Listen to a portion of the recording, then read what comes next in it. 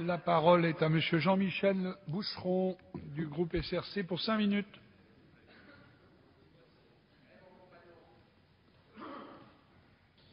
Monsieur le Président, Monsieur le Ministre, mes chers collègues, Monsieur le Ministre, je n'évoquerai pas ici les crédits de votre ministère, c'est dire ma volonté de vous être agréable.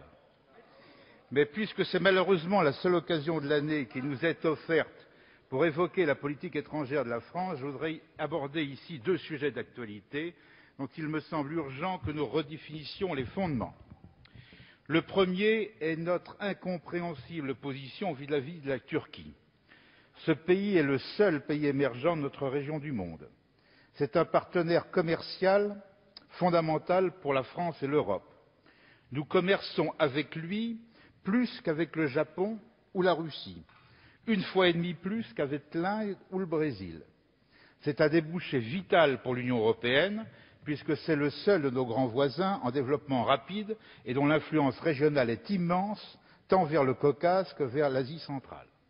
La Turquie rêve encore d'entrer dans l'Europe. Pour ce faire, elle réforme fondamentalement ses institutions. Un récent référendum a enlevé son autonomie constitutionnelle à l'armée. Le président sera élu au suffrage universel direct. Le processus démocratique progresse, malgré une reconnaissance encore insuffisante des droits des minorités. Un véritable modèle de pays musulman démocratique et moderne se construit sous nos yeux. Le moteur de ce progrès est incontestablement la candidature à l'Union. S'il était adressé au peuple turc que, quels que soient leurs efforts, cette demande serait rejetée, ce message démobiliserait des militants de la démocratie au profit des intégristes de tout poil à l'affût d'une déception venant de l'Ouest. Il y a un danger. L'attractivité de l'Europe en Turquie peut baisser si nous maltraitons ce grand pays. Un sentiment d'humiliation peut pousser l'opinion turque vers des horizons politiquement dangereux. Ceux qui rejettent la Turquie sous des prétextes aussi faux, aussi ridicules, du type la Turquie n'est pas dans l'Europe, la Turquie est trop grande, etc., et qui en fait ne sont motivés que par une protection peureuse face à un monde musulman qu'ils craignent parce qu'ils ne le connaissent pas. Ceux-là même devraient se poser la question de savoir s'ils préfèrent que la frontière entre l'islam et l'Europe se situe aux confins de la mer Caspienne ou à 1 journée et demie de voiture à la frontière bulgare.